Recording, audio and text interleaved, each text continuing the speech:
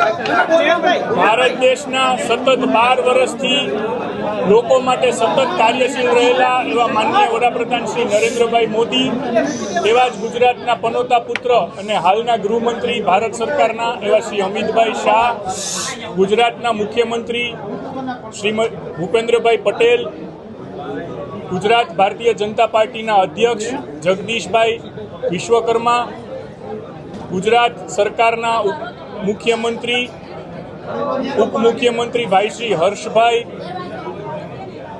સૌરાષ્ટ્ર વિભાગના ઝોન મહામંત્રી સન્માનીય અનિરુદ્ધભાઈ, ગુજરાત ભારતીય જનતા પાર્ટીના સંગઠન મહામંત્રી સન્માનીય રત્નાકરજી, અન્ય સૌ ગુજરાત ભારતીય જનતા પાર્ટીના મહામંત્રી ભાઈ શ્રી પ્રશાંતભાઈ, હિતેન્દ્રસિંહ, રાજકોટના અધ્યક્ષ માનનીય માધવભાઈ, સૌ સાંસદ, ધારાસભ્ય, ભારતીય જનતા પાર્ટીના ચૂંટાયેલા કોર્પોરેટરો અને ખાસ કરીને રાજકોટની પ્રજાનો આ તકે હૃદયથી આભાર માનું છું.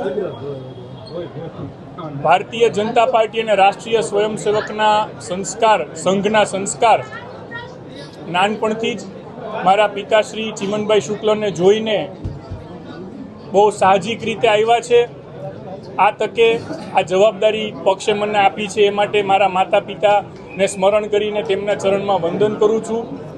અન્ય ગુજરાતના પનોતા પુત્ર સ્વર્ગીય વિજયભાઈ અને અંજલિબેનને પણ આ તકે ખાસ યાદ કરીને એમના સ્નેહની અપેક્ષા સાથે આ જવાબદારી હું ઉપાડીશ.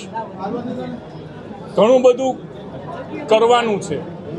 2.5 વર્ષ રાજકોટ માટે જે રાજકોટની જનતા ભારતીય જનતા પાર્ટી પાસેથી અપેક્ષા સેવી રહી છે, એ અપેક્ષા પરિપૂર્ણ કરવાની જવાબદારી જ્યારે અમારા લોકોની ટીમ ઉપર આપી છે, ત્યારે અમારા પક્ષનો હૃદય સાથે આભાર માનીને આ જવાબદારીનું વહન કરવા માટેની સંપૂર્ણ તૈયારી અને ઉત્સુકતા બતાવી રહ્યો છું.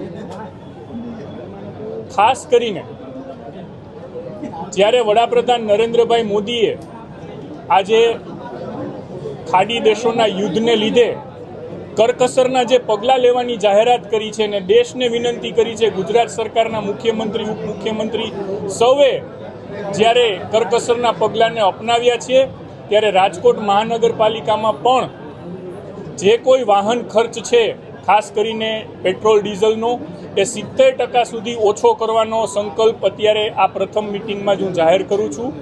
અને કોઈ લાંબો સમય અમારે પસાર નથી કરવો.